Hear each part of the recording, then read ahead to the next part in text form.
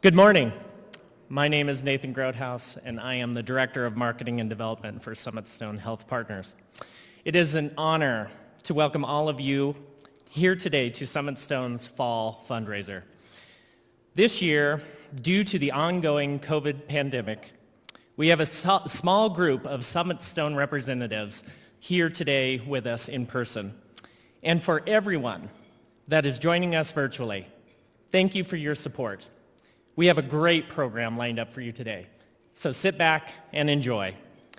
With that, and without further ado, I am pleased to introduce Summit Stone's CEO, Michael Allen.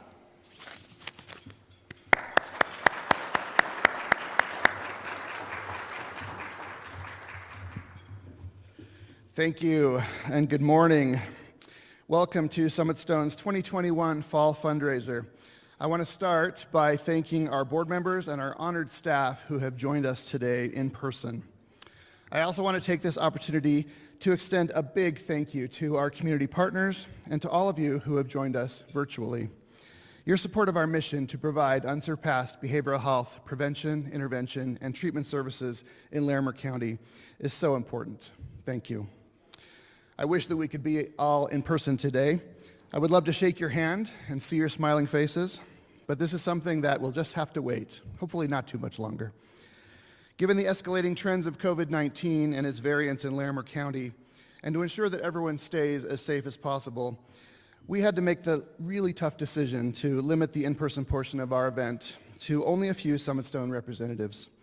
Please know that in the room today, we are socially distancing, masking, and taking all other safety precautions recommended by the Larimer County Department of Health and Environment. Even in the face of the pandemic, for the past 20-plus months, many Summit Stone employees have been consistently and valiantly working on the front lines to ensure that care is still provided for those experiencing behavioral health challenges in our community. Although we were able to quickly shift and offer many services virtually during the early days of the pandemic, we continue to provide in-person treatment and services at our Crisis Stabilization Unit, at Garcia House, our residential treatment facility, mobile response, and for our highest acuity clients who need in-person support during these traumatic and trying times. We continued work in person with law enforcement and our judicial partners through our co-response program in our local correctional facilities. We continued frontline supports with the Murphy Center, Foothills Gateway, and Sunrise Community Health. Today, after so many months of change and uncertainty, we are here to recognize and celebrate our frontline and in-person staff who have worked and continue to work tirelessly in the community throughout the pandemic. These are truly our behavioral health care heroes. As you know, our country, our state, and our communities are going through a lot right now. We are still in the middle of an opioid epidemic. Too many people die of suicide. Many are still experiencing financial instability. And the social and civil unrest is undeniable. During the pandemic, we have seen the number of Americans experiencing mental health and/or substance use issues rise from 1 in 5 to 2 out of every 5 people. So what can we do about it? Well, that's certainly a big question, and the answers cannot be summed up in a short 10-minute talk. However, I have an optimistic view and vision for our future, and I want to share a few measures we've put in place here at Summit Stone. First, during the pandemic, we managed to open a 16-bed residential facility in Fort Collins called Garcia House. At Garcia House, we provide trauma-informed care coupled with evidence-based services and medication-assisted treatment to help our clients move toward recovery from mental health and addiction issues. Second, we are partners with Larimer County and UC Health, who, by the way, is our presenting sponsor. Thank you very much. To establish a new behavioral health care facility in Larimer County that will help us to close some gaps in care and house a variety of services in one location. We are very excited about this large project and the anticipated impact on our communities. Finally, we are truly fortunate to call Northern Colorado home. Yet we recognize that there are people in our community who have been marginalized or who may experience cultural or language barriers to receiving care at Summit Stone. We have launched an in-depth, organization-wide effort to listen, to adapt, and to respond to your needs. Stay tuned as we strive to better reflect all communities in Larimer County. With that, I'm proud to introduce the video portion of our program. It will provide some insight into the exceptional care and compassion our employees put forward every day to meet our community's needs. Please enjoy and begin. And again, I appreciate you joining us today. Thank you.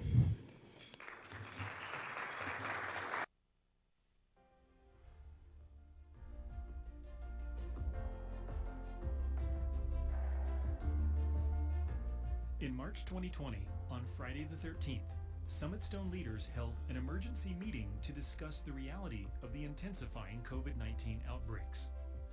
That day, they made the decision to move as many employees as possible to remote work. By March 18th, Summit Stone was offering virtual services to 90% of our clients. Still, many of our high acuity clients needed in-person care. That's when our frontline behavioral health care heroes broke out their capes and stepped up, without missing a beat.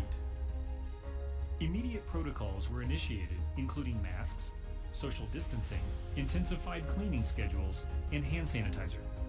Lots and lots of hand sanitizer.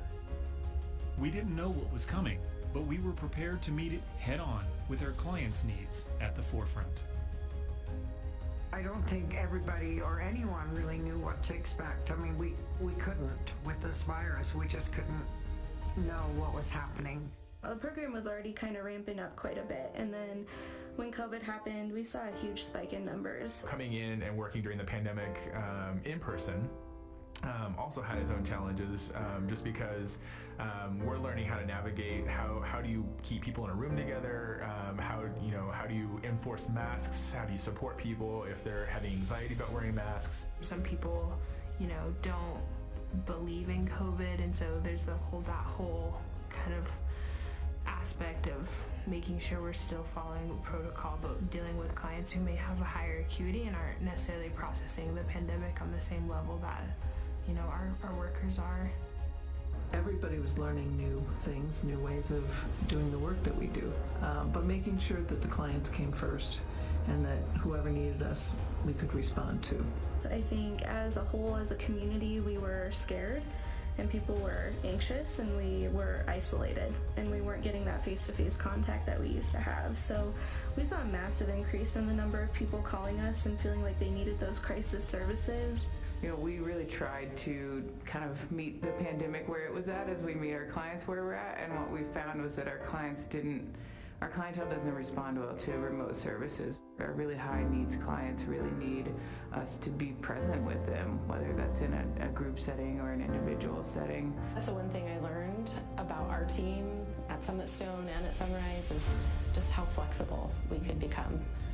Like you said, we would kind of change our whole protocol in the course of a day, and just learning that we could do things a different way and we could be creative and we could just all come together and find a way to solve a problem. I think mobile crisis was a huge need and a huge benefit for people, that we can come out in a safe way, with our social distancing and our masks, but we can be there and provide that human-to-human interaction that's super, super necessary when someone is in such a level of crisis. Overall, it was very challenging for so many of our clients just because of it was one, a quick change, and change is not an easy thing to happen. And then two, a lot of them are just stuck in that environment where they have to deal with these stressors, and then they're not able to release it in a healthy way.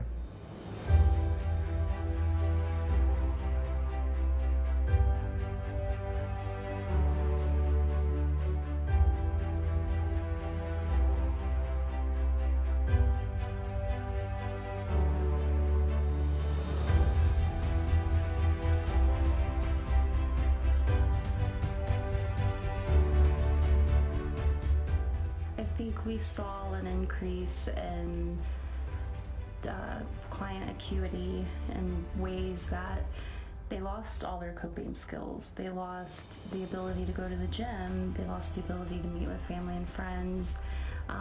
Some lost jobs, houses. What do you tell somebody who's lost everything when, deep breathing exercises and grounding exercises are just not sufficient to what they're going through. And then I know I've heard from clients saying, I feel like I don't know how to communicate with people anymore. or I feel like my social supports that I had before I don't have now because I haven't seen them in a year. The anxiety and isolation became a huge factor for our clients. Depression became a big concern.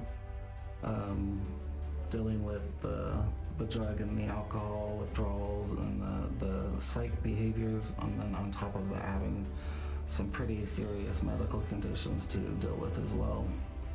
This population of people who have severe mental illness and substance use and are criminal injustice involved are just really high needs, and so focusing on trying to get them care in the community as they exit or wraparound care if they're really high needs, I think that the community impact on that is massive. The impact on our clients was significant. We've seen an increase in, of course, overdoses, an increase in withdrawal symptoms from substances. I noticed that a lot of their alcohol consumption, other substance use consumption had increased, and a lot of times their environments aren't safe. Yeah, our clients, boy, they need some hands-on stuff. They need to see people and talk to people, and there's always that group or certain client that absolutely does not need to be telehealth. They need to be in person. Yeah, I think that our services kind of operate as a safety net, and when everything was shut down, there weren't places to go for resources and support, and so people showed up to their doctor's office asking for help. And we felt really lucky that we could be here and stay safe, but still offer those services to people who were really feeling isolated or having other impacts from the pandemic. As humans, I think we like to keep things constant, and we don't love change. And the pandemic was like, you're going to change your work, you're going to change your school, you're going to change, how you do errands and how you maybe ride public transportation. It's like every single aspect of life has needed to be modified in some way.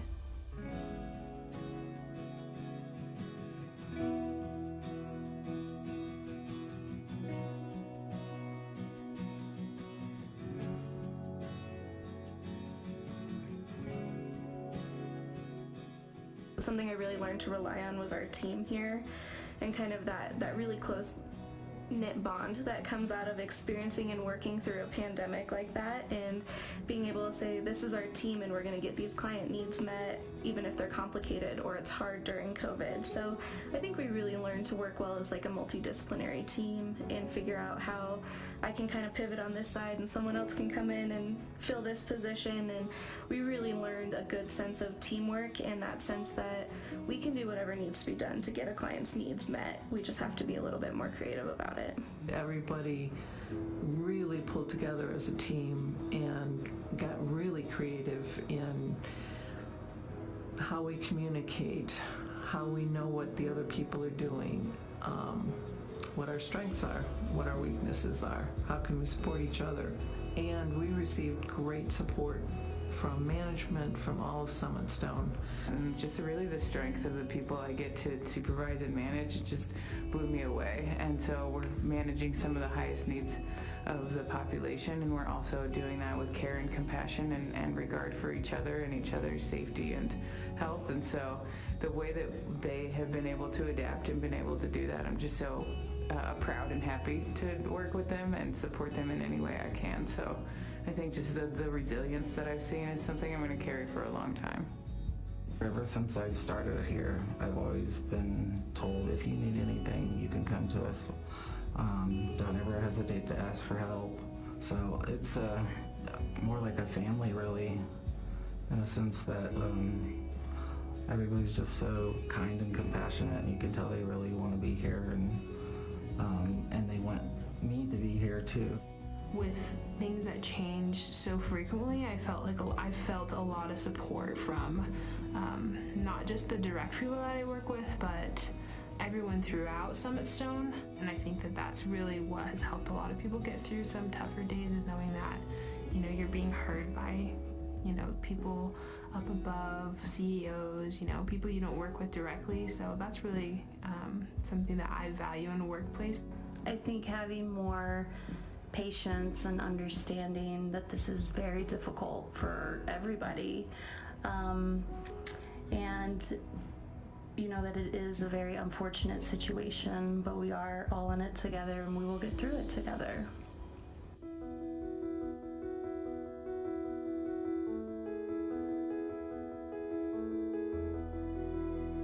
They come in one way and they leave another, and you know, it's quite astounding and amazing. We're all, you know, just worth recovery and accepted, and you know, and that we can progress and that they can get better. We can get better. Being able to watch them transform, and it's really like a day-to-day kind of transformation that ends up happening.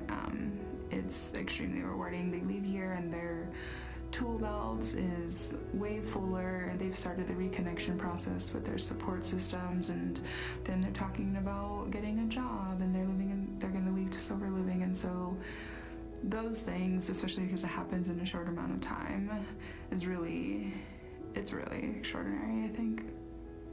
But I think we really learned some skills there of how to really understand each other and how to help clients feel a little bit more connected to other people who had similar struggles to them. And that's really powerful for people to not feel so alone or so lonely in their mental health struggles. I think we really developed a good plan there of how to help people feel more connected and heard. I've noticed throughout the pandemic how important it is to talk about mental health, to reduce stigma of mental health. You know, I think that's one of the best things that Summit Stone does. We are so good about being in the community and talking about mental health and substance use and trying to reduce the stigma. I've noticed a lot of these patients that come in here have this feeling of being basically looked at as trash in the community. They're not respected, they're not cared about, they feel forgotten, and that's something I find very sad. So if anything, you know, this community and everybody that lives here should remember that they're human beings too, and yeah, they may have made mistakes in their lives and choices that they've made, but they're here because they want to be helped and they need that love and support.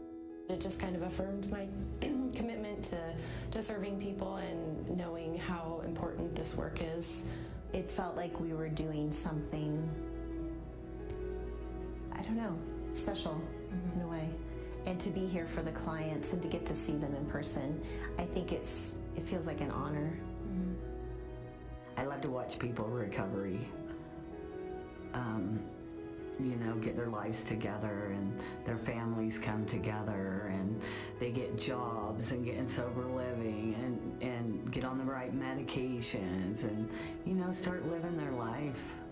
It's very rewarding. I got to see people recover. It's really exciting. And that's why we can keep doing what we do every day. It's not always huge moments, it's the little moments that keep you coming back. And this is Summit Stone, and this is who we are. People can and do recover.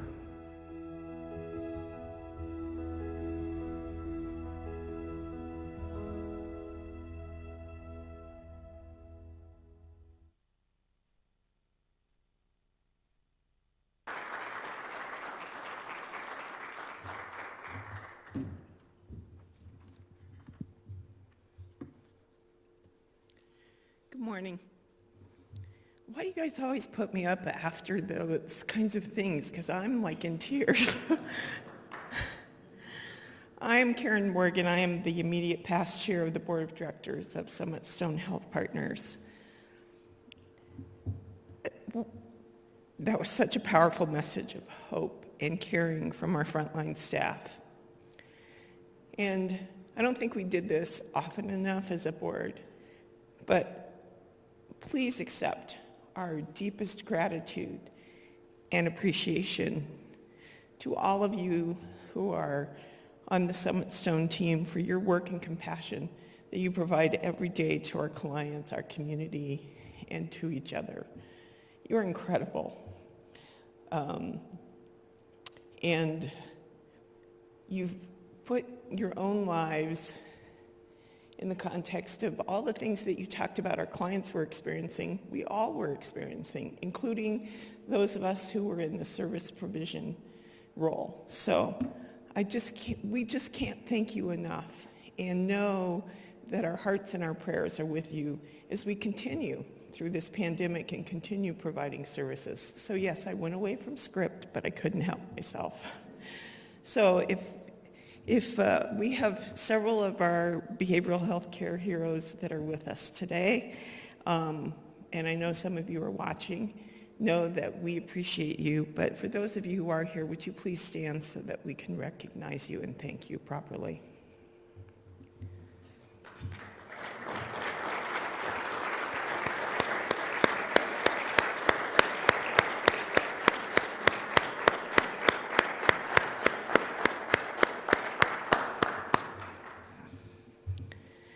Thank you so much, again, for all that you're doing. So now it's my privilege to introduce our keynote speaker today.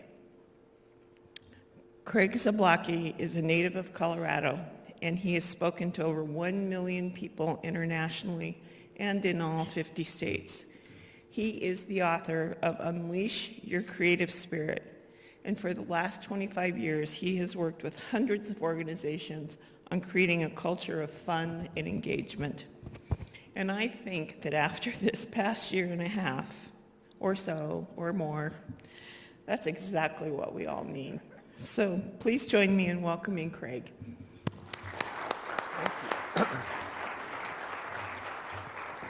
Thank you. Thank you very much. Thank you. Thank you. Awesome. Awesome. Good morning, everybody. Good morning, all those people out there. Let's just applaud the people that aren't here. If they can hear us, let's just give them a hand. The people remote that are at home curling their hair. They're probably putting on, whatever they're doing as they're watching. So I thought I'd start this morning with a little, quick little exercise. Everyone please make the okay sign with your right hand. Very simple activity, all right? I want you to simply place it on your chin. Go ahead and put it on your chin. Yeah, on your chin. On your chins. Yeah, good. Took a while. All right, good. At home, okay. At the office, yeah. Most of you are doing this, and ma'am, it's on your chin. She's still doing the cheek. Okay, good. Oh yeah, okay, good. It's a sobriety test for the morning. Let's try another one. Hands out. This will be the last one, I promise. Hands out in front of you. I'm going to say 1, 2, 3, clap. You can do this at home too, or at the office. I'm going to say 1, 2, 3, clap. When I say clap, you're going to go like that. Here we go. Ready? 1, 2, 3, clap. Good. 3 got it correct. Last time, I promise. Last time. Only when I say clap. Here we go. Ready? 1, 2, 3, clap. Okay. You're staying after class. So speaking of class, I used to teach high school years ago, and I like to ask people to guess what I taught in high school. No one's ever got this on the first guess. Take a stab. Guess what I taught in high school? Math, no. Art, no. PE, no. What's that? Sex education. Well, you got to know what you're talking about, so no, that's not it. Yeah? No one ever gets this. Do you remember, think about it, how many of you remember your high school typing teacher? Come on, give it up. Oh, yeah. Do you remember J-A-K space, J-A-K. You remember? Home row, right? So I had 5 ninth grade typing classes. How many of you have high school age kids at home? Raise your hand. Who's got a high school age kid? Who's got a boy, high school age boy? What can we say about high school age boys in general? You're praying for them. Okay. Okay. Over here. Yeah. What can we say about high school age boys in general? They're learning themselves. They're what? They're learning themselves. Yeah, okay, good. What else? I have a son who's 24. He went up to CSU up in Fort Collins. Actually, I was a CSU grad too up in Fort Collins. Yeah. I remember our football team back in the day. We were like 0 and whatever. And as the cheerleaders were going, CSU, we'd be up there going, see us lose. We were proud of the fact that we were losers. Yeah, but there's something that happens, I think it was like 5th or 6th grade. Little boys, Charles would call me daddy for years. Charles, daddy, right? Mommy, they say mommy, daddy for the little ones. And I think it was like 5th or 6th grade. I picked him up at school that afternoon. He made a concerted effort to say dad. And things started to change. Are you with me here? And what's your name, sir? Chris, what happened is they start getting this certain walk. You know the high school boy walk, Chris? Stand up and show us, kind of model that for us if you wouldn't mind. That kind of tough, cool high school boy walk. Here it goes. Here we get this on camera. I don't. That's good. That part was good. I don't know. Whatever, dude. Yeah. Okay. Yeah. And it's one-word sentences. Anything from my son is like one-word sentences. Now, how many of you have high school age girls at home? Raise your hand. High school age girls. I have found where it's cool for the dudes not to talk. The gals, they love to talk. Am I right? Not just with the mouth. Come on. It's the whole body. It's more animated, right? Am I? Like oh, hi, like oh my gosh, whatever. Much more animated in general, right? And your name? I'm sorry. Kimmy and Liz. Let's say it's been a couple weeks, much more affectionate than us guys, right? It's been a couple weeks, you haven't seen each other. You'd have no qualms about embracing in a nice big hug. Okay. And your name, sir? Nate. Let's say you and I work together. It's been a couple weeks since we've seen each other. Are we going to embrace in a nice big hug? No. Yeah. Thumbs up, high five, smack each other, something like that, right? He's getting worried that he's sitting in the front right now. Yeah. We'll probably go like this. They go like that. I'll be walking through a high school. I don't care where I'm across the country. I love talking to high school kids. My whole message is let's not take ourselves too seriously, especially these days, right? We can't take ourselves so seriously. And take your dreams seriously or help another seriously like you all do, but let's not take ourselves too seriously is my message to high school kids. I'll be walking through a high school, I don't care where I am, across the country, just the guys. Group of guys come by, I'm like, hey, how are you? Guys are all like, they're like that. What are you checking to see if light bulbs? Like imagine your conversation. Son, how was school today? He's all like, there's my son, the Pez dispenser, right? And so kids grow up. Who's got a 4, 5, 6-year-old? Who's got a 4, 5, 6-year-old? Does anyone here have you do. How many times your kid laugh in one day, if you had to guess? Way too Notice what she said, way too many. That's enough, right? Yeah. Who else does anyone else have a 4, 5, 6-year-old kid at home? Who has a kid? Who has children? Do you remember when your kid was that age? How many times do you think they laughed on an average day? 400. Well, interesting. Since you're all mental health people and we're helping people with, to have more joy in their life, the average 5-year-old, I don't know if they did a study. Can you imagine doing this study? They walk around, check off every time you laugh, different ages, different races, different sexes. The average 5-year-old in America laughs 250 times a day. 250 times a day. Guess how many times we as adults laugh on average? What do you say? What do you think? He's like 5 and I haven't laughed once yet this morning, man. What the heck's going on here? Yeah, you're close. It's 7 times a day. So mental health folks, we laugh on average 7 times a day. Kids are laughing 250 times a day. How many of those 5-year-olds are drinking a 6-pack or smoking a fatty to have that kind of fun? Anybody? Bueller? Anybody? Now let me ask you this. How many of you put this on your cheek? You at home. How many of you put this on your cheek initially? Raise your hand if you put this on your cheek. Ma'am, why did you put it on your cheek? Why did you put it on your cheek? Why did you do that? I don't know. Okay. Well, most of us did that. I was saying chin, right? But I was doing cheek. Yeah, right. But most of us did so. And how about the clap? Most of us clapped when I clapped, not when I said clap. So someone once said, your actions speak so loudly, I can't even hear what you're saying, right? So our actions speak louder than our words in general. Can we just agree? Yeah. Show of hands, a little participation. Excellent. So what are we modeling for children? Based on the fact that we're laughing 7 times a day and they're laughing 250 times a day, what are we modeling for kids right off the bat? Yeah, grow up, act your age. Wipe that smile off your face. Are you with me here? So when we look at mental health, I look at kids. Kids teach me more about life and joy and all kinds of things. Next question for everybody. How many of you can paint a picture? And those of you online, how many of you can paint a picture? Raise your hand if you can paint a picture. Just curious. Okay, I got 2, 3, 4, or 5 hands up out of about 50. Okay. So, sir, you can't paint a picture. Is that right? Nope. How about you, ma'am? No? How about you? Okay. Who's got a kindergartner? Anyone have a kindergartner, first grader? Who's got a little one? Who's got the 5-year-old? Okay. I walk into your kid's kindergarten class, and I ask the same question to a group of kids. Hey, how many of you can paint a picture? How many hands would I have up? All of them. So what's up with that? What up with that? What do you think, sir? What do you think? We're participating.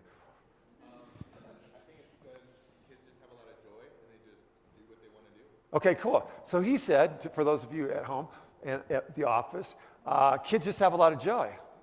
What a concept. So what we're doing is we're not teaching our kids to laugh that much. They just do. They just have joy. They come from joy, and then we kind of lose it as we grow up, sort of. Yeah, good. So let's find out if it's true. Sir, what's your name? Rob. Let's say I had some paints in that canvas over there, and I give you a paintbrush, Rob, and I said, Rob, you paint me a picture, and I'll give you $10,000. Could you do it, yes or no? I could, I wouldn't. You could, but you wouldn't, for 10 grand, you wouldn't paint a picture? I don't know, maybe, but it's a yes or no question, Rob.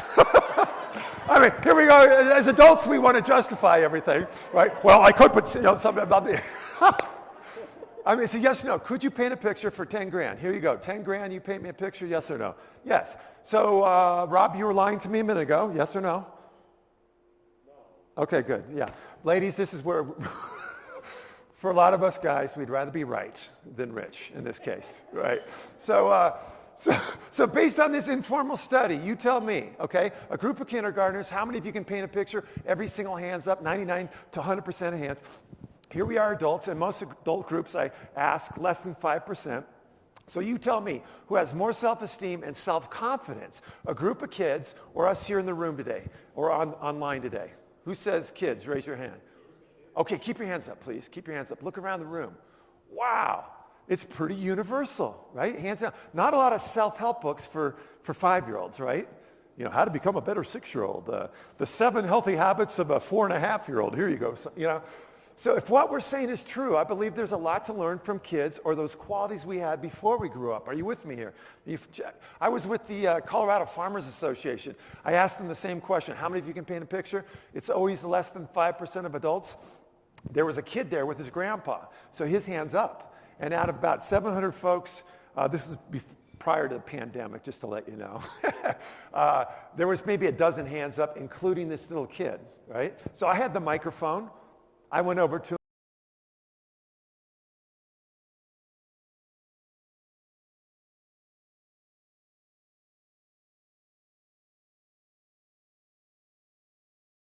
It wasn't like, well, let me explain. It was simply, yeah. And then I asked him a silly question. I said, well, how about all your friends at school? Can they paint a picture? And he's like, duh, like, yeah. So I'm like, okay. He's an outgoing kid. I said, do you mind jumping up on this chair? So he jumped up on the chair. Here we are in a big hotel ballroom, 700 adults out there. I said, hey, most of these adults said they couldn't paint a picture. Why do you think that is? And I give him the mic. And here's this little kid. He's looking around. He's like, oh, they just don't have their paint supplies. Of course we could paint a picture if we had our paint supplies, right? As simple as that, right? So good. So we've already established kids have more self-esteem, more self-confidence, laugh more than us in general, right? What else do you see in those little kids that we've kind of lost as adults? What else do you see in those little ones that we've kind of lost? They see possibility everywhere, for sure. How many of you have seen 4-year-olds playing soccer? Oh my gosh. It doesn't matter who's on offense or defense, right? It's like swarm ball. They go this way, they go that way. It's like a big mosh pit of kids. So I was down at Wash Park years ago, and my buddy, his son was out playing. I think he was 4 at the time. And so these kids are just kind of moving around the field. All of a sudden, Michael stops, his son, in the middle of the field. The rest of the swarm continues. I'm standing next to Dad. Dad's concerned, is he physically hurt? Is he emotionally traumatized? You know, what's he going to do? All of a sudden, Mike gets his big smile on his face. He's watching the other kids. His arms start going back and forth. He's like, man, I love this game. And then he catches up with the kids again. Pure joy, right? So what allowed that? How many of you, okay, let me ask you that. How many of you wake up on a Monday morning, head into the office, big old smile on your face, arms whipping back and forth. Man, I love this job. Raise your hands, please. Okay, 2 or 3, and they're sitting next to the boss. Okay, good, yeah. CEO's got, yeah, I got to put my hand up. I might be on video right now. That's me, yeah. But we don't do that as adults, right? And tell me your name again. I'm sorry. Fred. Fred, what allowed Michael to express himself like that? Because we don't do it. High school kids don't, right? The energy goes into being cool. Psst, what's up? You know, like that. What allowed this kid to do that? Why could he do that? He didn't have inhibitions. Okay, good. But you're not going to do that, Fred. Let's say you're going to go grocery shopping later on today. You're at King Soopers, and let's say there's peaches, and you love them, and they're on sale for 20 cents a pound. Fred, are you going to do one of these? Oh, I found my peaches. I found my peach. Like, you going to do that? You do that. All right. Yeah. Attaboy, Fred. Yeah, let's give it up for Freddie, baby. He loves those peaches. But we normally don't do that. Am I right? As adults, we don't do that. So here's this kid expressing total joy, and then it gets stifled. It gets stifled as we grow up. And so what I'm pointing to are innate qualities that we all have, that are we had as children. Self-esteem, self-confidence, laughter. What else do you see in kids that we've kind of lost as adults? Fearlessness. Yeah, they're totally fearless. Watch this. I need a volunteer to come up front here and think about it if you're home or at work. Would you be one of those volunteers to come up? It's going to be fun. You're going to learn something new, and you're going to be supported. Who would like to come up and help me out right now? Okay, good. It's an experiment. Out of 50 people, 0. Okay, good. Now, again, first grade classroom. I work with educators all the time. First grade, and they want kids to participate and be engaged. And yet I'm with a bunch of teachers. I ain't going to do it, right? So a group of first graders, same question. How many hands would I have up? Yeah. Oh, pick me. So what's up with that? That's the fear, right? So I can pick anyone because nobody had their hand up. I'm not going to pick on you, Rob. I won't. I promise. So how about over here? Ma'am, and your name? Oh, Tiffany. It's just as a prefix. Oh, Tiffany. Not just Tiffany or Miss Tiffany. It's, oh, Tiffany. Okay. Tiffany. I love it. As adults, we're funny. Aren't we? Come on. Can we laugh at ourselves? I mean, look what's going on. I mean, we model the behavior, right? Turn on the TV. Come on. We're crazy. We're adults, aren't we? We're funny. We got to laugh at ourselves. We got to laugh at ourselves. We got to. So you didn't have your hand up, Tiff, right? I'm just curious, why didn't you have your hand up when I asked volunteer? And by the way, what you're going to say, we all have. We all have the same thing. So you didn't have your hand up because why? Nerves. Okay, so tell me more about that. I'd rather not. Tell me about that. Okay, rather not come up or tell me? Both. Okay, good. How many of you didn't want to come up because you didn't know what to expect? The fear of the unknown, okay? You take a 4-year-old, you move from Loveland, Colorado to Florida. How long would it take that 4-year-old to adapt to that new environment? Instantly, yeah. Kids they're adaptable, yeah? You take a high school kid, move across town, what's going to happen? Resist, right? So as adults, we kind of resist change, and we want to know. We want to guarantee. Does anyone know what's going to happen 10 seconds from now on this whole planet? No, but we have this fear of the unknown. We do, as adults, yeah? How about embarrassment? How many of you do not want to be embarrassed? Raise your hand. Okay, here's the question to think about later on today or tonight. How much energy do we spend as adults trying not to be embarrassed? Are you with me here? Does Michael care about embarrassment? Did Michael on the soccer field think, gee, I feel like expressing some spontaneous joy, but hang on a second, what's Daddy and his colleague going to think of me? He didn't care, right? And there's a lot of freedom there in not caring so much what people think of us. Are you with me? Can I get it's hard with the mask, to see the facial stuff, okay? The stuff, right? So good. What else can we establish that kids have that we've kind of lost? Oh, the fear. Let's talk more about fear. The embarrassment. How many of you have been embarrassed before? Raise your hand. Recently, okay? Who wants to share that story? Nobody. Yeah. So I was, this is kind of fun. I had I don't know where to go with this one, but I'll tell this one. Okay, so I'm speaking to a group in California, bunch of teachers, big conference room. I had slacks on, khaki slacks. You know what I'm talking about? Khaki pants, okay? I'm sitting at the table, and there's a big room, about 1,000 people, and I'm talking to the person that was introducing me. I said, how much time do I have before I go up? And the individual said, well, you have about 10 minutes. I said, great. So I walked out because I had to go use the restroom, right? Khaki pants. You know where I'm going with this one, yes or no? CEO, do you know what I'm talking? Can you relate? Almost? Okay. So I'm in there, and I'm doing my thing, okay? And I hear on the intercom my introduction, which isn't that long, and there's a room full of 1,000 people, and I hear our next speaker. I'm like, oh my gosh. So in my haste, I had an accident, okay? You with me? Okay, so I don't have to go into detail. So I go to the mirror there, and I'm like, uh-oh, that's khaki pants. So I'm looking in the mirror, I'm like, oh my gosh. So I had to think fast. I turned on the faucet, I grabbed a bunch of water and spread it everywhere, ran to the front. I said, thank you very much. Gentlemen, before I get started, if you're in the restroom, second sink to the left, just be careful. Just be careful here, right? But from that day forward, black pants. Are you with me, man? That's right. That's right. So that whole thing about embarrassment, we have this fear of embarrassment. I was at the DIA, this was last summer. Charles and I, my son and I were going up to Minnesota, and the escalator was broken. Going, where the train comes in, they have two escalators, and one was broken, and we're going, what was the deal? Yeah, so we're on the broken escalator, and we're halfway up, and I said, hey, let's just hang out here. And then the working escalator was going up, and so the train would come, and there would be a bunch of people, and we'd be like, excuse me, could you let someone know this just got stuck? And people would be like, oh, well, how serious were? Well, someone with a DIA t-shirt or something like that, because we got a plane to catch, right? And nobody said, why don't you just walk down? Why don't you just walk down? So what else about kids? We've established they laugh, they have joy, yeah? What else about children that we've kind of lost as adults? What else do you see? Innocence, for sure. Total innocence, right? And they're so lovable, yeah?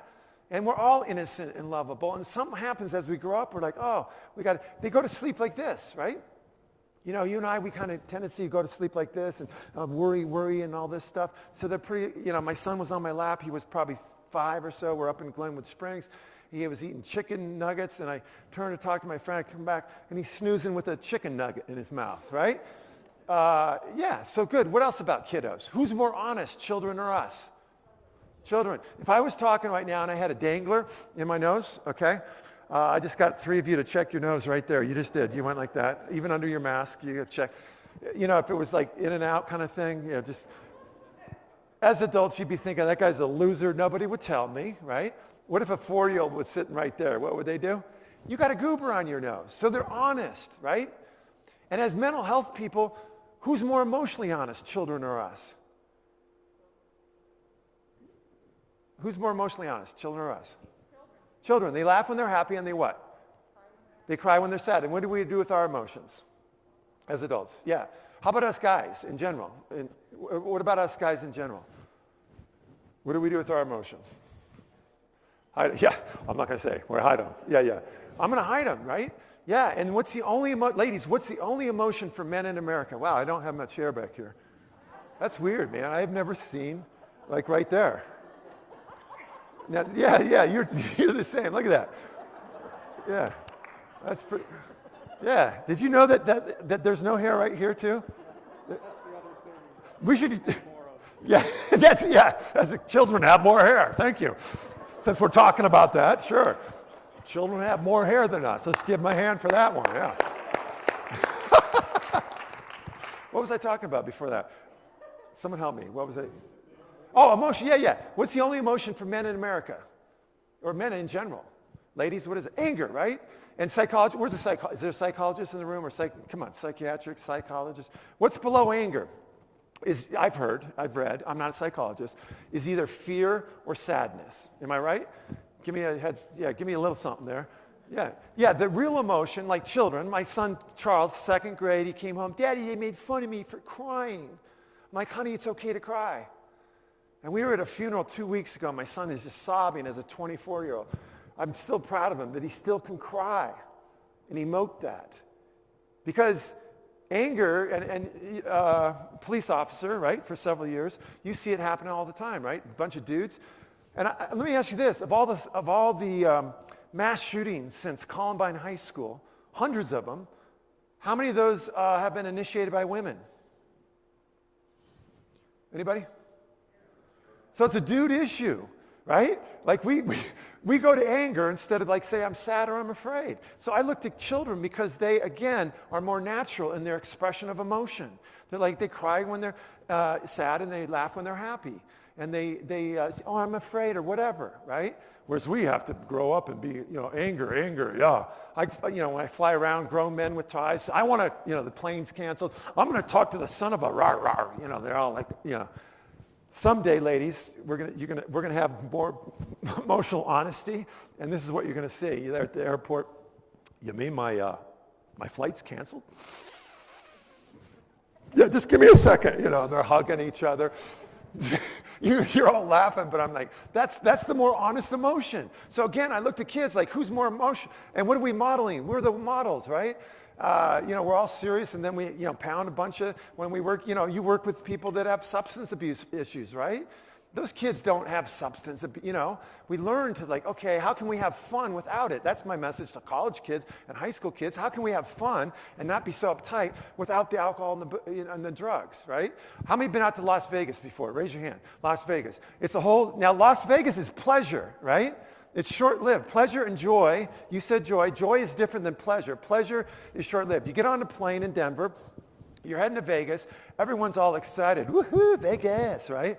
You get on a plane in Vegas to come back to Denver, and whole different story, right? People are like, shut up, get out of my way. Oh, my head hurts, I lost all my money, right? So pleasure's short-lived. Nothing wrong with pleasure, but it's short-lived. Joy is more of like a lifestyle. It comes from within. Kids get upset on average of 12 times a day, but they don't stay there, right? It's like, cookie, boom, they're on, they're moving on to something else, right? Whereas you and I, we hang on to stuff. The people we work with, Bob said he sent me the memo 4.5 years ago, but he never did. I'm still hanging on to it, right? And resentment, it kills us, yeah? So again, I look to children. We've been to college, we've read the books, et cetera, but what are those more innate qualities that we had before we were socially conditioned to become serious people, right? And we can take our jobs seriously, which you all do. It's wonderful watching that video. It's amazing what you all do, especially the last year and a half. My God, the tears are real for sure. It's amazing. Your heart is into it, right? But we still have a little bit of like, I'm not going to, I was up in, you all will relate to this. I was up in Wyoming at a meth conference, okay? About 3 years ago, a meth conference. Not a math conference, a meth conference, okay?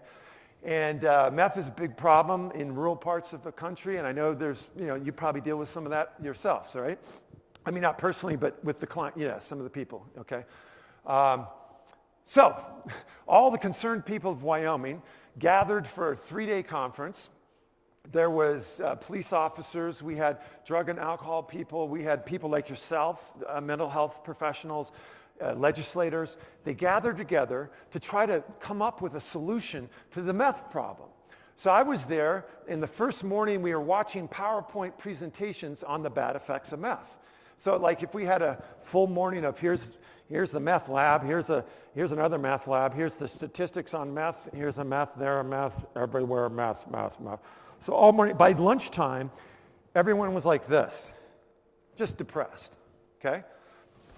So at lunch, instead of like, hey, we could maybe do this and that, it was like, could you pass the salt, please? Okay, thank you. It was just dead, right? So I'm on after lunch. I had all afternoon with this group. And so I'm like, hey, everybody, waka waka. Yeah. And people, honest to God, people are like this. And I was doing some stuff. No laughs, absolutely none, So I stopped after a couple minutes. I said, sir, do you understand this whole thing?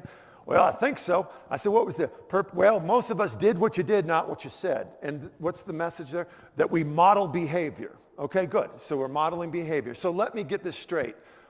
And there was probably 200 or 300 people in the room. We're all off meth, is that right?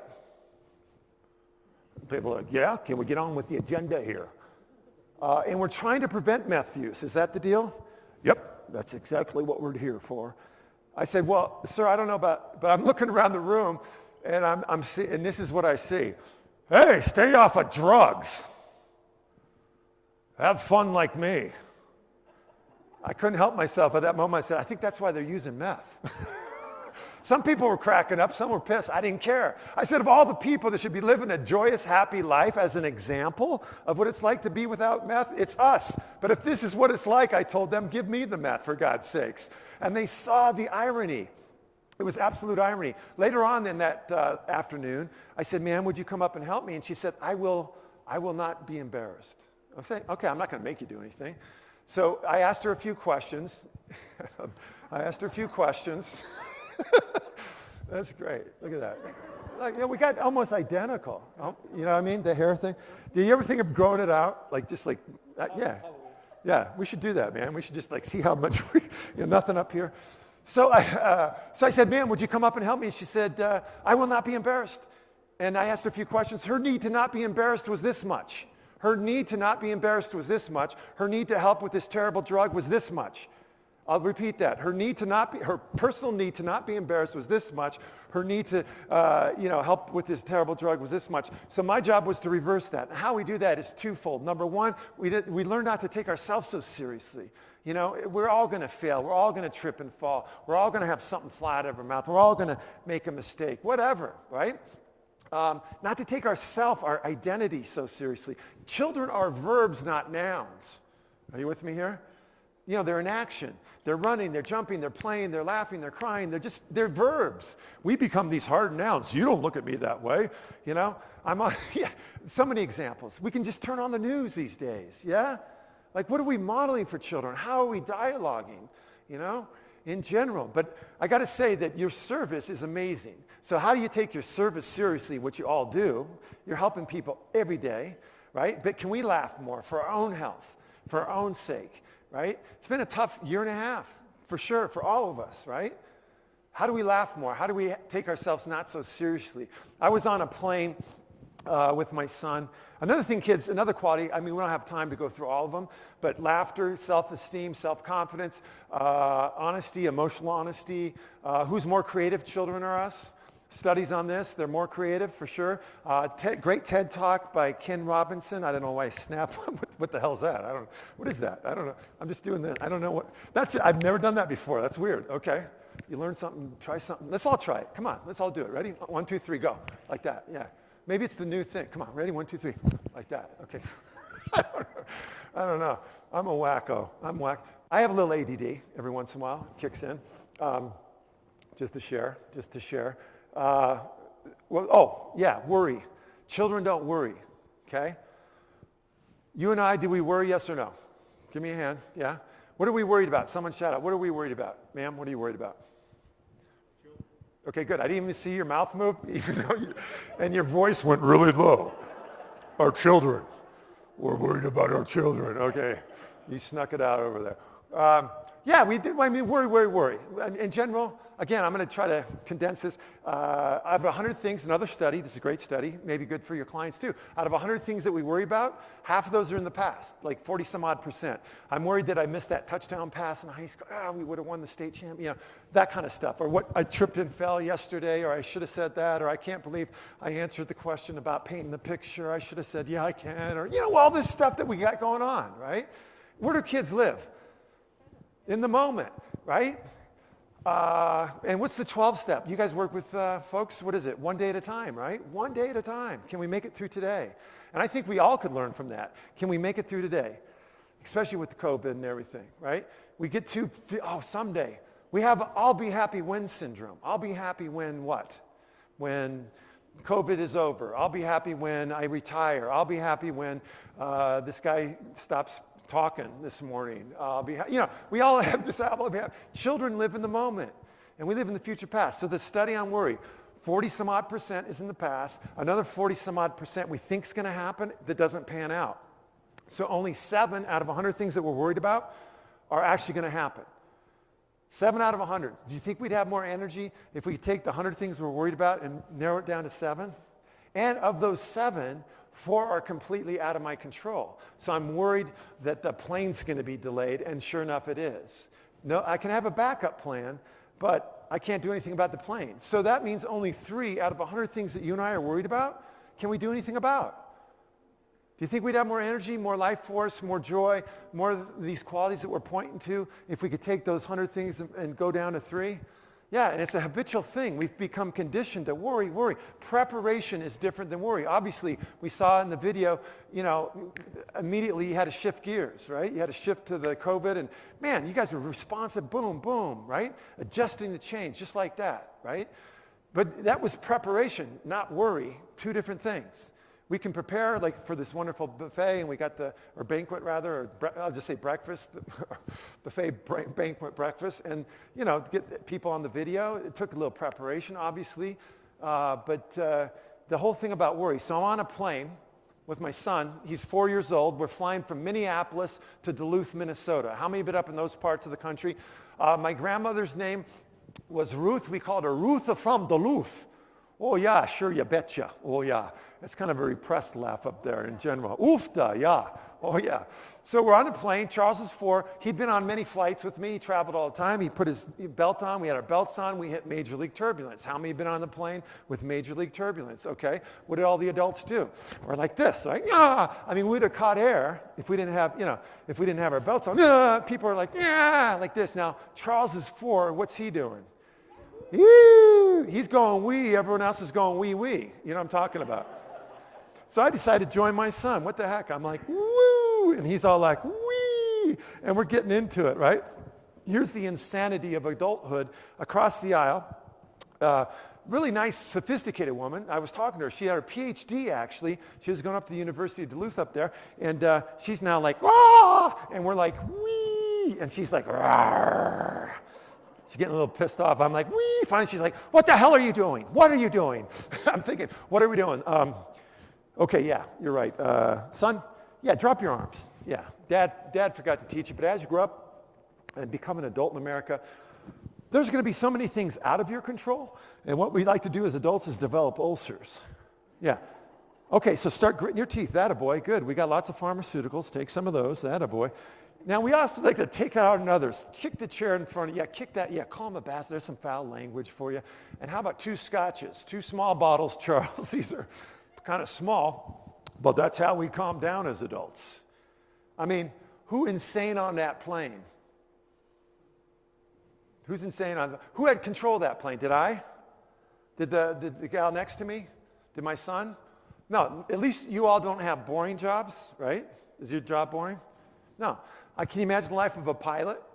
I think they're bored. I think they get up to 36,000 feet. They're like, oh, seatbelt signs off now. Feel free. Always keep your belt buckled. Enjoy the 2.5-hour flight to Denver. 45 minutes goes by. Should we do it? Yeah, let's do it. Folks, we got some turbulence. They're high-fiving the whole bit. It's all made up like Snipe Honey, right?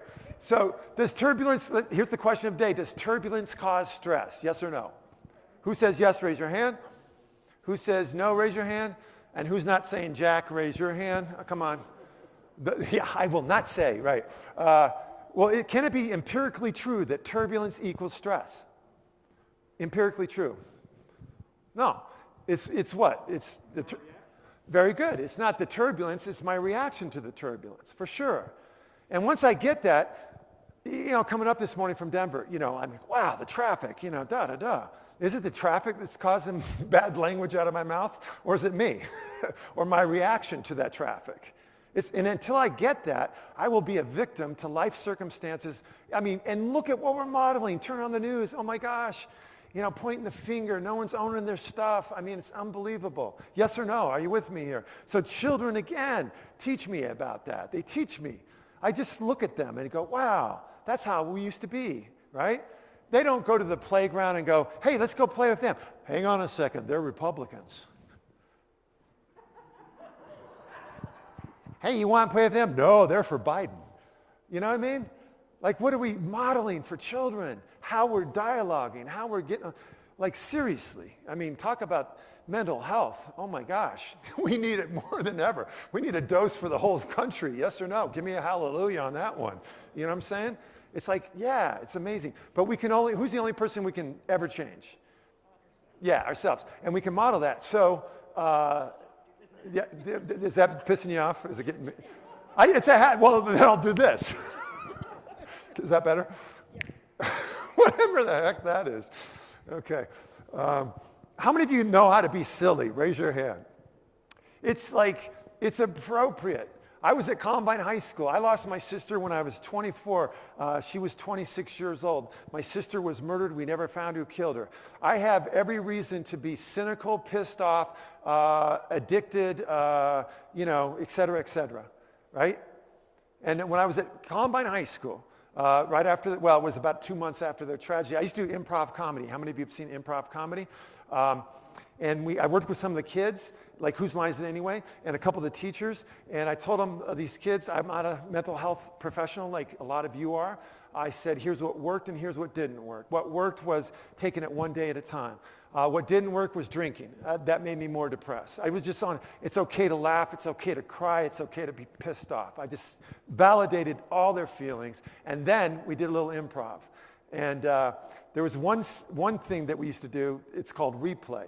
So what the premise is, myself, a student, and a teacher, I asked for a suggestion, we got plumber. So we start a scene about a minute long, and okay, and I came in as, okay, I'm the plumber, da-da-da.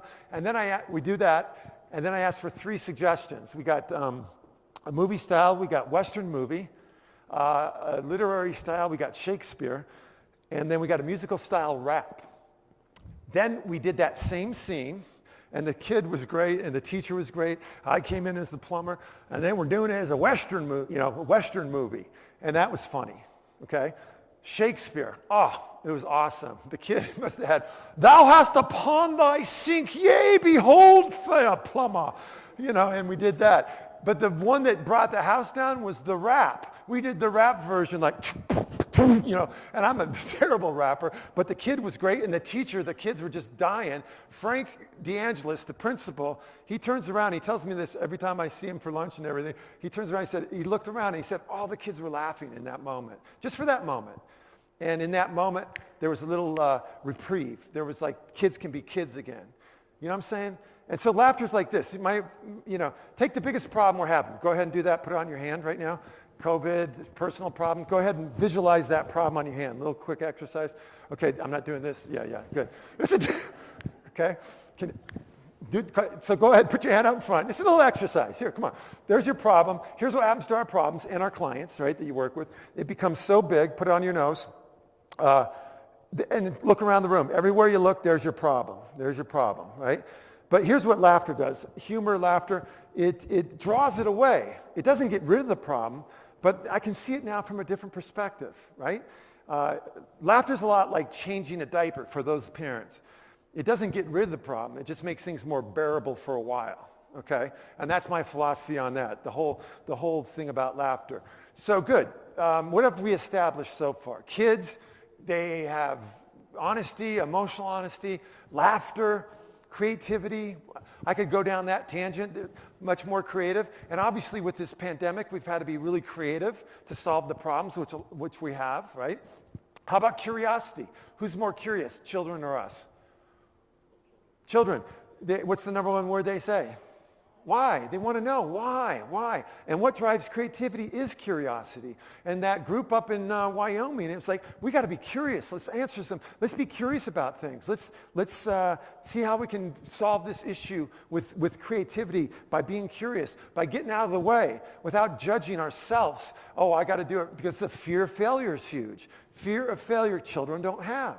Right? I learned this lesson up on at Mary Jane many, many years ago. How many of you are skiers or snowboarders? So you've been to Mary Jane? You've been a lot of steep terrain, a lot of moguls, right? We're at the edge of this run. I'm skiing with my little brother Curtis, who was an F-16 pilot. So he's like rock climber, doing one of those go-get-em type of guys. So we get to the edge of the run. It was a weekday, foot of fresh powder. You look down, you can't see the bottom. I look at the sign, double black diamond. The name of the run is called Outhouse. Have you been at the top of Outhouse before? You look down, you're like, oh my gosh, I feel like using one. Where is the outhouse? You know what I'm saying? So here's my little brother Curtis. He looks down, he slaps down his shades. He looks at me, he goes, watch this. In the Air Force way, right? And so he finds a perfect line. He starts smashing through the moguls. Boom, boom, he's going through the moguls.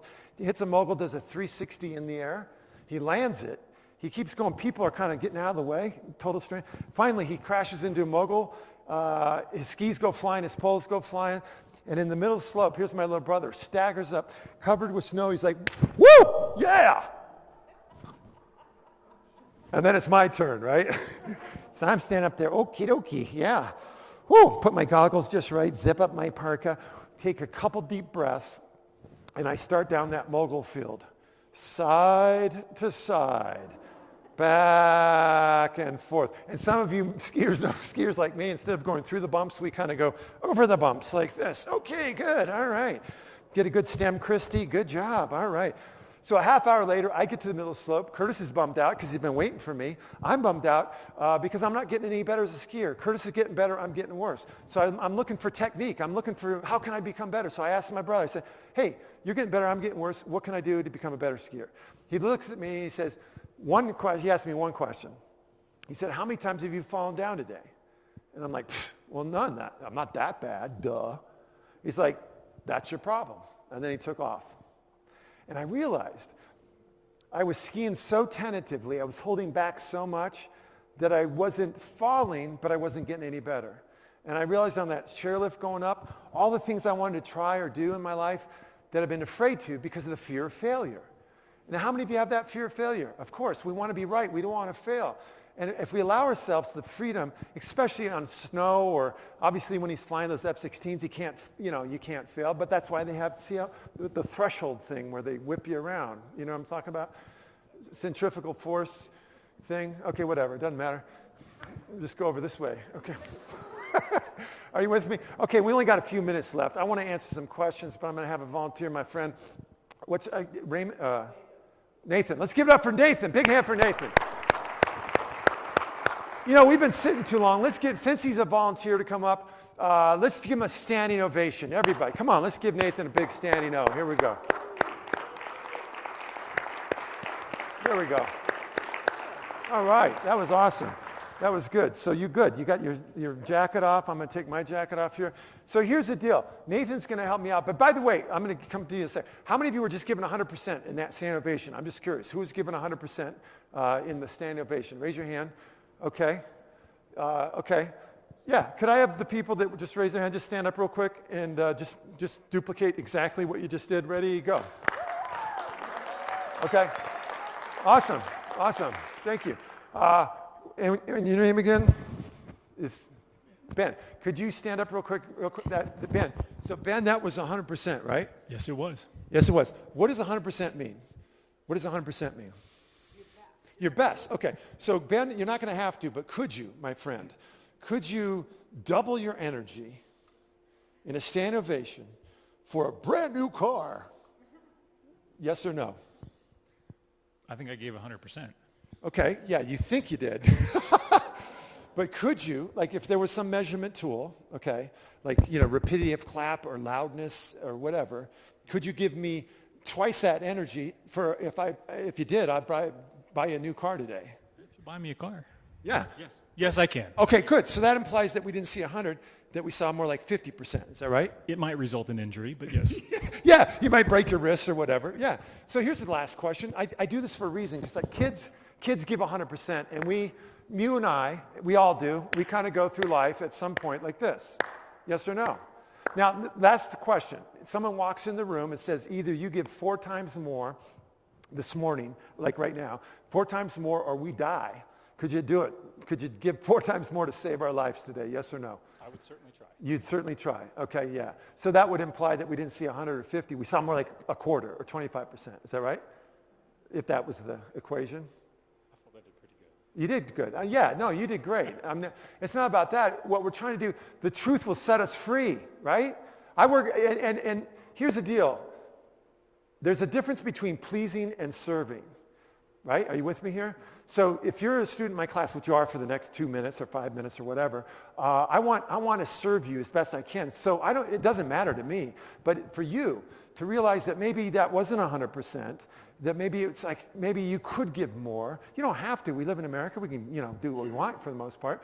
Or if someone came in and said, you got to give 4 times more to save our lives today, maybe you could even be tons louder, right?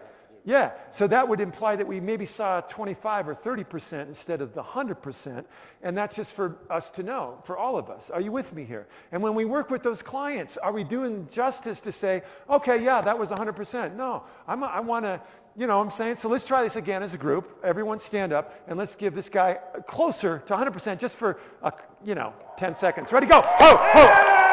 Woo! Yeah! Yeah! All right. Awesome. How was that? Was that a little better? That was great. Okay, good. Yeah, and why we should be doing that for more. One of the biggest things, and I know I'm running out of time. One of the biggest things we can do for each other is like this breakfast today, like the people at home, like the 400 people that work here, to appreciate, like you did when you came up, like you did, sir, when you came up and said, we appreciate you. Catching people. Airport, this gal was there. It doesn't take much, and her kids are just unruly, but she was such a great mom. No, I was waiting for my plane. I saw it, and before I got on my plane, I just went over and said, has someone told you today that you are a phenomenal mom? Like, what is that, 5 seconds? And she looked up and she was teary-eyed. She's like, thank you. Just to be acknowledged. One of the best things we can do is just appreciate people. You know, police officers, I try to, when they're, buy coffee, I try to buy coffee or lunch or whatever. I see a cop and I want to help them out. Thank you for serving, for God's sakes. Because look what's going on. Look what's going on. I think it's kindness that we could all learn a little from, right? A little more kindness from all of us, yeah. And let's give this guy a big hand. Ben, thank you very much for that, yeah. Yeah. Because, Ben, I, like you, go through life like this oftentimes. And I need my buddies to say, you got more in you, Craig. You can give a little more. You know what I'm saying? Because life is short. We don't know what's going to happen. Nobody does. And you have given 100% from the video and what you've all do. It's amazing. And can we help support each other more? Because how are you doing? That's my question, all 400 people that work here. How are you doing? You're always helping people. Can we receive too? Can you learn to say thank you or take it in, a compliment and an appreciation. So you've been standing here for a while. We're going to do this now after I got off on that. Okay, you ready? Can you help us put the shirt on? Okay, here's the deal. I need questions. You need to ask a question, something wacky, some question like how do you wash a car? Yeah, that kind of stuff or whatever. I need a question from you two, okay? And a question here. And anyone else, think of any kind of question. We're going to team up on this. You're going to be my arms. You're going to help us with the shirt here.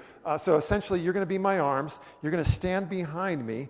I haven't done this in over a year. This is so much fun. I have missed this. Your arms come underneath mine, out through the sleeves of the shirt. Put them through the sleeve. So pull the whole shirt over his head if you don't mind. Now put your head to the left or right.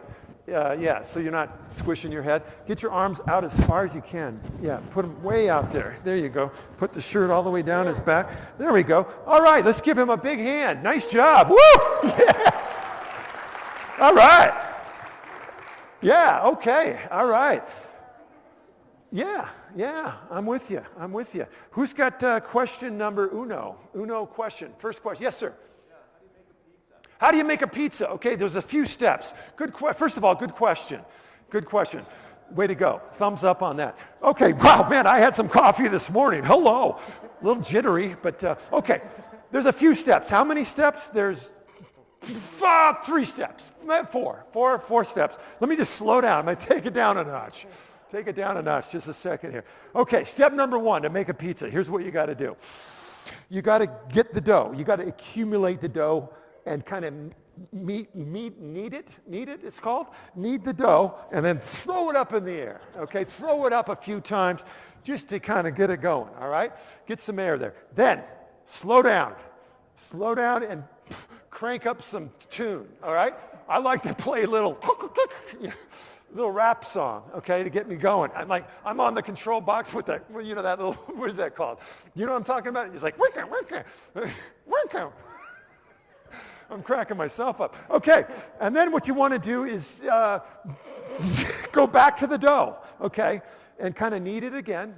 Sprinkle. You want to sprinkle cheese on top. You want to sprinkle pepperonis, whatever you want there. And then you got the pie. But what about the sauce, you say? You're saying, what about the sauce? Spread it on with your hands. Just use your hands, spread on the sauce. Now you got a piece of pie. You stick that sucker, just throw it in the oven, okay? And give yourself about 10 minutes or so. Do the dancing with the wrap thing, as you're waiting. And then when it's done, you pull that sucker out and cut it up. and eat it, eat it.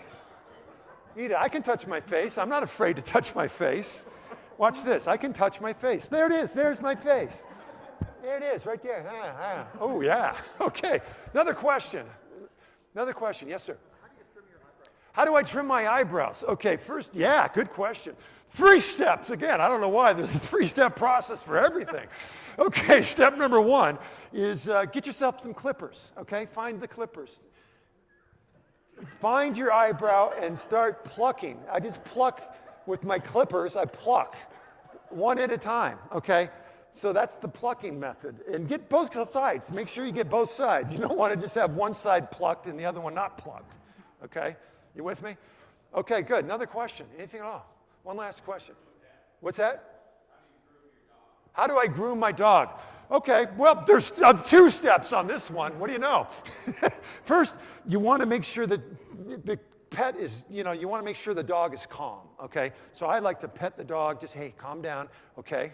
Calm down. Then you grab a chainsaw. You get a chainsaw like device that's long, you want to have a motion, okay, with the dog.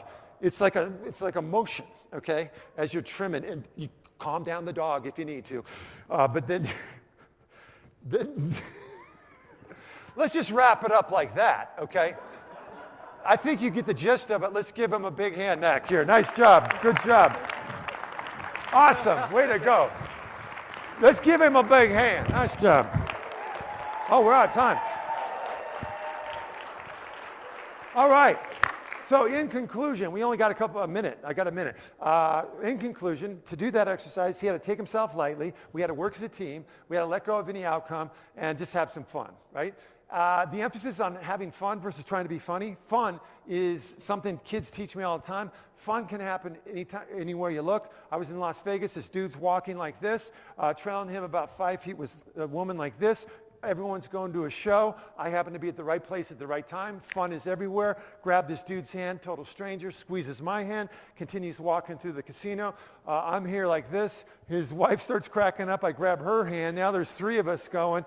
After about 2 minutes, he's realizing my hand is larger than his wife's. He stops, slowly turns around. He's looking. He's like, "Whoa!" I forgot to tell you, him and his wife were visiting America. They're from Japan, so the look on our face, we're both giggling. He's like, "You funny American." Okay.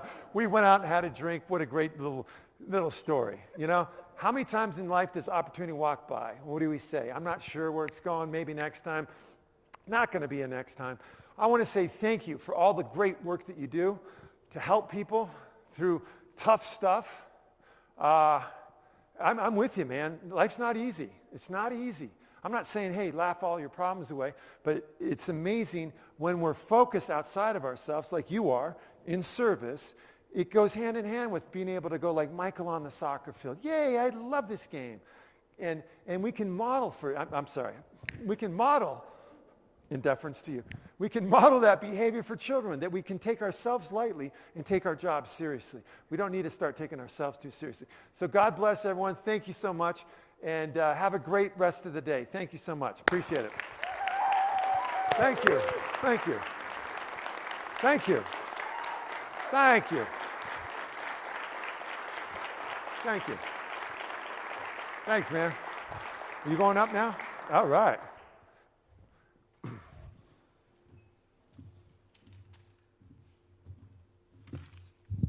That was so amazing, and I think no people in this community right now deserve the opportunity to laugh and enjoy themselves more than these folks. So thank you so much for what you've done today.